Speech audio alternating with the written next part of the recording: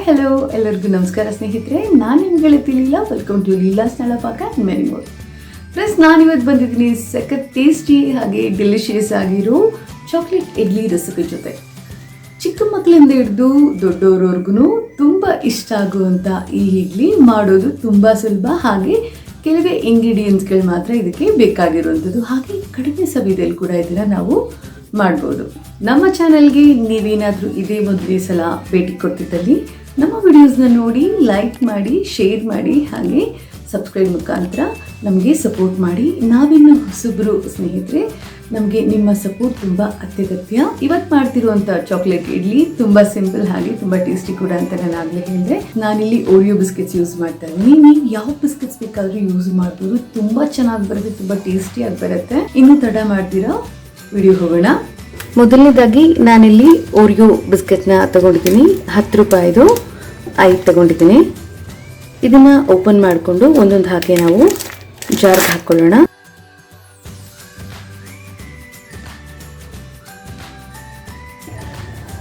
ಇದನ್ನು ನಾವು ಪೌಡ್ರ್ ಮಾಡ್ಕೋಬೇಕಾಗುತ್ತೆ. ಫೈನ್ ಪೌಡ್ರ್ ಮಾಡ್ಕೊಳ್ಳೋಣ. ಇದನ್ನು ಈ ಥರ ಬ್ರೇಕ್ ಮಾಡಿ, ಈಗ ಈ ಓರಿಯೋ ಪೌಡರ್ನ ನಾವು ಇದರಲ್ಲಿ ಹಾಕೊಂಡಿದ್ದೀವಲ್ಲ, ಇದಕ್ಕೆ ನಾವು ಈ ಥರ ವಿಸ್ಕರಿಂದ ನೀಟಾಗಿ ಗಂಟುಗಳೆಲ್ಲ ಹೋಗೋ ಹಾಗೆ ಈ ಥರ ಚೆನ್ನಾಗಿ ಮಿಕ್ಸ್ ಮಾಡ್ಕೊಳ್ಳೋಣ. ನೋಡಿ, ನಾವಿದನ್ನು ತುಂಬ ಎಲ್ಲ ತೆಳು ಮಾಡ್ಕೋಬಾರ್ದು. ಹಾಲು ತೊಗೊಂಡಿದ್ದೀನಿ ನಾನು. ನಿಮಗೆ ಎಷ್ಟು ಬೇಕು ಅಷ್ಟೇ ಹಾಕೊಳ್ಳಿ. ಸ್ವಲ್ಪನೇ ಹಾಕ್ಕೊಂಡು ಫಸ್ಟ್ ಮಾಡಿ. ಯಾಕಂದರೆ ತುಂಬ ಗಟ್ಟಿನೂ ಇರಬಾರ್ದು, ತುಂಬ ತೆಳುನೂ ಇರಬಾರ್ದು. ಅಟ್ಲೀಸ್ಟ್ ಗಟ್ಟಿ ಆದರೆ ನೀವು ಸ್ವಲ್ಪ ಹಾಲು ಹಾಕೋಬೋದು. ಆದರೆ ತುಂಬ ತೆಳು ಆಗಿಬಿಟ್ರೆ ಏನಾಗುತ್ತೆ, ಅದು ಕೇಕ್ ಚೆನ್ನಾಗಿ ಬರಲ್ಲ.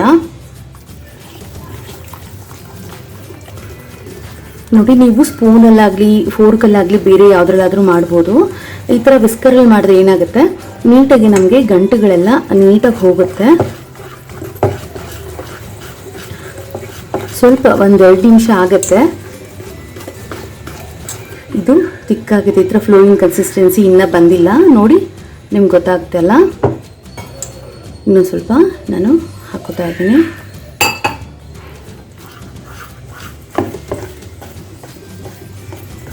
ನೋಡಿ, ಈಗ ಸ್ವಲ್ಪ ಅನ್ನಿಸ್ತಾ ಇದೆ.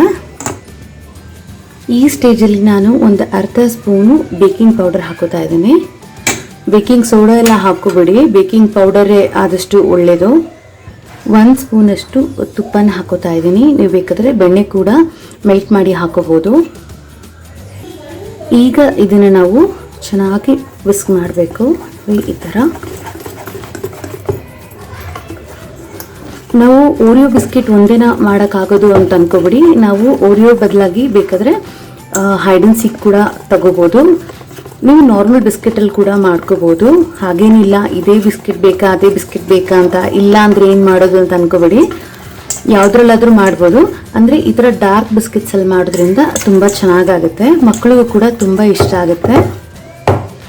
ನೋಡಿ, ಇನ್ನೂ ಸ್ವಲ್ಪ ಗಟ್ಟಿಗಿದೆ. ಅದಕ್ಕೆ ಇನ್ನೊಂದು ಸ್ವಲ್ಪ ಹಾಲು ಹಾಕೋತೀನಿ. ಫ್ರೆಂಡ್ಸ್, ನಾನಿಲ್ಲಿ ಮಿಕ್ಸ್ ಮಾಡ್ಕೊತಿರುವಂಥ ಚಾಕೋ ಇಡ್ಲಿ ನನಗೆ ಸುಮಾರು 8ರಿಂದ 10 ಇಡ್ಲಿ ಖಂಡಿತವಾಗ್ಲೂ ಆಗುತ್ತೆ. ನೀವು ಸೋಡಾ ಮಾತ್ರ ಆಗಲೇ ಹೇಳ್ದಂಗೆ ಖಂಡಿತವಾಗ್ಲೂ ಹಾಕಬೇಡಿ. ಅಕಸ್ಮಾತ್ ನಿಮ್ಗೇನಾದ್ರೂ ಜಾಸ್ತಿ ಬೇಕಾಯಿತು ಇಡ್ಲಿಗಳು ಅನಿಸಿದಾಗ ನಾನಿಲ್ಲಿ ಯೂಸ್ ಮಾಡಿರುವಂಥ ಪದಾರ್ಥಗಳ ಡಬಲ್ ತಗೊಂಡ್ರೆ ಸಾಕು. ಅದ್ಬಿಟ್ರೆ ನಿಮ್ಗೇನು ಕನ್ಫ್ಯೂಷನ್ಸ್ ಆಗಲ್ಲ. ಹಾಗೆ ನಾನಿಲ್ಲಿ ಮಾಡ್ತಿರೋ ಚಾಕೋ ಇಡ್ಲಿನ ಹೇಗೆ ಮಾಡ್ತಿದ್ದೀನಿ ಹಾಗೆ ನಿಮ್ಮ ಮುಂದೆ ಪ್ರೆಸೆಂಟ್ ಮಾಡ್ತೀನಿ. ಇದರಲ್ಲಿ ಗಾರ್ನಿಶ್ ಮಾಡೋಕ್ಕೆ ನಾನು ಬೇರೆ ಏನು ಕೂಡ ಬಳಸ್ತಾ ಇಲ್ಲ.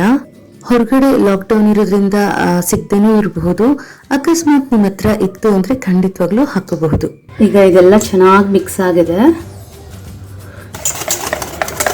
ಈಗ ಇಷ್ಟು ನಾವು ಬೀಟ್ ಮಾಡಬೇಕಂದ್ರೆ ನೋಡಿ, ನಿಮ್ಗೆ ಗೊತ್ತಾಗ್ತಾ ಇದೆ ಎಷ್ಟು ಹೊಳಪು ಬಂದಿದೆ ನಾನು ಮಾಡಿರೋವಂಥದ್ದಿಲ್ಲಿ.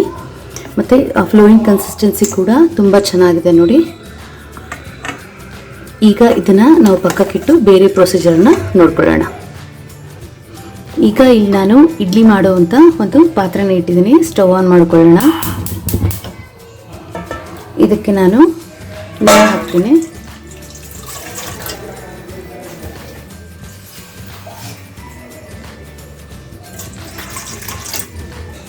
ಈಗ ಈ ಇಡ್ಲಿ ಸ್ಟ್ಯಾಂಡ್ಗೆ ನಾನು ಸ್ವಲ್ಪ ತುಪ್ಪನ ಹಾಕ್ಕೊಂಡಿದ್ದೀನಿ. ಇದನ್ನು ನೀಟಾಗಿ ಹಾಕೋದ್ರಿಂದ ಏನಾಗುತ್ತೆ, ನಮಗೆ ಕೇಕು ಈಸಿಯಾಗಿ ನಾವು ಹೇಗೆ ಮೌಲ್ಸ್ಗೆಲ್ಲ ಬೇಕಿಂಗ್ ಶೀಟ್ ಹಾಕ್ತೀವಿ ಇದಕ್ಕೆಲ್ಲ ಅವಶ್ಯಕತೆ ಇರಲ್ಲ. ಈ ತರ ತುಪ್ಪ ಹಚ್ಚೋದ್ರಿಂದ ಏನಾಗುತ್ತೆ, ನಮ್ಮ ಚಾಕೋ ಇಡ್ಲಿಗಳು ತುಂಬಾ ಚೆನ್ನಾಗಿ ಎದ್ದು ಬರ್ತವೆ. ಈಗ ಈ ಬ್ಯಾಟರ್ ಏನು ರೆಡಿ ಆಗಿದೆ, ನಾವು ಓರಿಯೋ ಪೌಡರಿಂದ ಏನು ಮಾಡ್ಕೊಂಡಿದ್ವಿ ಅದು ನೋಡಿ ತುಂಬಾ ಚೆನ್ನಾಗಿ ಒಳ್ಳೆ ಗ್ಲೇಸ್ ಹಾಕಿರೋ ತರ ಅನಿಸ್ತಾ ಇದೆ. ಅಷ್ಟು ಶೈನಿಂಗ್ ಅನ್ನಿಸ್ತಾ ಇದೆ. ಎಷ್ಟು ಚೆನ್ನಾಗಿ ಫ್ಲೋ ಆಗ್ತಿದೆ. ಇದನ್ನ ನಾವು ರಿಬನ್ ಕನ್ಸಿಸ್ಟೆನ್ಸಿ ಅಂತ ಕೂಡ ಹೇಳ್ತೀವಿ. ಈಗ ಇದನ್ನ ರೆಡಿ ಮಾಡ್ಕೊಳ್ಳೋಣ. ನಾನಿಲ್ಲಿ ಇಡ್ಲಿ ಬ್ಯಾಟರ್ನ ಸ್ವಲ್ಪ ಕಡಿಮೆ ಅನ್ನೋ ಥರನೇ ಹಾಕೋತಾ ಇದ್ದೀನಿ, ಯಾಕಂದರೆ ನಾವು ಬೇಕಿಂಗ್ ಪೌಡರ್ ಹಾಕಿರೋದ್ರಿಂದ ಇಡ್ಲಿಗಳು ಉಬ್ಬಿ ಬರುತ್ತವೆ. ನೋಡಿ ನೀರು ಬಾಯ್ಲ್ ಆಗಕ್ಕೆ ಬರ್ತಿದೆ. ಈಗ ಇದನ್ನು ನಾವು ಇಲ್ಲಿ ಪ್ಲೇಸ್ ಮಾಡೋಣ. ಈಗ ಇದನ್ನ ಮುಚ್ಚಿಟ್ಬಿಡೋಣ. ಇದನ್ನು ನಾವು ತುಂಬ ಹೈ ಫ್ಲೇಮಲ್ಲೂ ಇಡಬಾರ್ದು, ತುಂಬ ಲೋ ಫ್ಲೇಮಲ್ಲೂ ಇಡಬಾರ್ದು. ಸುಮಾರು 8 ರಿಂದ 10 ನಿಮಿಷದೊಳಗಡೆ ಆಗೋಗುತ್ತೆ. ಆದರೆ ನಾನಿಟ್ಟು ಸುಮಾರು 15 ನಿಮಿಷ ಆಗಿದೆ, ಲೋ ಫ್ಲೇಮಲ್ಲಿ ಇಟ್ಟಿದ್ದೆ. ನೋಡೋಣ.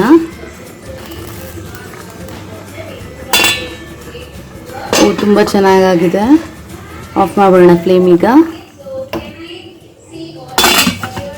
ಒಂದು 5 ನಿಮಿಷ ಇದನ್ನ ಹಾಗೆ ರೆಸ್ಟ್ ಮಾಡಕ್ಕೆ ಬಿಡೋಣ.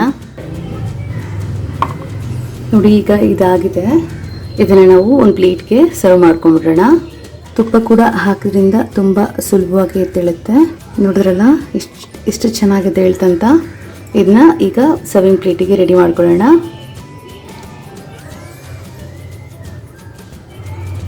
ನೋಡ್ತಿದ್ದೀರಲ್ಲ ಎಷ್ಟು ಚೆನ್ನಾಗಾಗಿದೆ ಚಾಕ್ಲೇಟ್ ಇಡ್ಲಿ. ತುಂಬ ಕಡಿಮೆ ಸಮಯದಲ್ಲಿ ತುಂಬ ಕಡಿಮೆ ಪದಾರ್ಥಗಳಿಂದ ಮಾಡುವಂಥದ್ದು. ಮಕ್ಕಳಿಗೂ ಕೂಡ ತುಂಬ ಇಷ್ಟ ಆಗುತ್ತೆ. ಮಕ್ಕಳೇನು ನಾವು ಕೂಡ ಬೇಗ ತಿಂದು ಹಾಕ್ಬಿಡ್ತೀವಿ. ಈಗ ತೆಗೆದಿಟ್ಟಿದ್ದೀನಿ, ಇನ್ನು 10 ನಿಮಿಷಕ್ಕೆ ನಮ್ಮ ಮನೇಲಿ ಖಾಲಿ ಆಗಿಬಿಡುತ್ತೆ.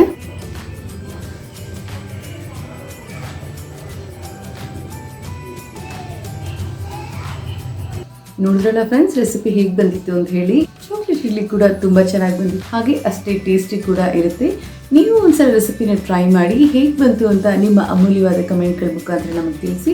ನಮ್ಮ ಈ ವಿಡಿಯೋ ನಿಮಗೆ ಸ್ವಲ್ಪ ಆದರೂ ಇಷ್ಟ ಆಗಿದ್ರೆ ಖಂಡಿತ ಲೈಕ್ ಅಂತ ಕೊಡ್ತೀರಾ ಅಂತ ನಾನು ಅನ್ಕೊಂತೀನಿ. ಹಾಗೆ ನಮ್ಮ ಚಾನೆಲ್ನಲ್ಲಿ ಹೆಚ್ಚು ಹೊಸ ಬಗೆಯ ವಿಡಿಯೋಗಳನ್ನ ನಾನು ಅಪ್ಲೋಡ್ ಮಾಡಲಿಕ್ಕೆ ಪ್ರತಿ ಸಲ ಟ್ರೈ ಮಾಡ್ತಿದ್ದೀನಿ. ನಿಮ್ಮ ಸಪೋರ್ಟ್ ಚೆನ್ನಾಗಿದ್ರೆ ಮುಂದಕ್ಕೂ ಕೂಡ ಅಪ್ಲೋಡ್ ಮಾಡಲಿಕ್ಕೆ ನಾನು ಶ್ರಮಿಸ್ತೀನಿ ಅಂತ ಹೇಳ್ತಾ, ಮತ್ತೊಂದು ಸೂಪರ್ ಆಗಿರೋ ಇಂಟ್ರೆಸ್ಟಿಂಗ್ ಆಗಿರೋ ವಿಡಿಯೋನಲ್ಲಿ ಮತ್ತೆ ನಾನು ಸಿಗ್ತೀನಿ. ಅಲ್ಲಿವರೆಗೂ ನಮಸ್ಕಾರ.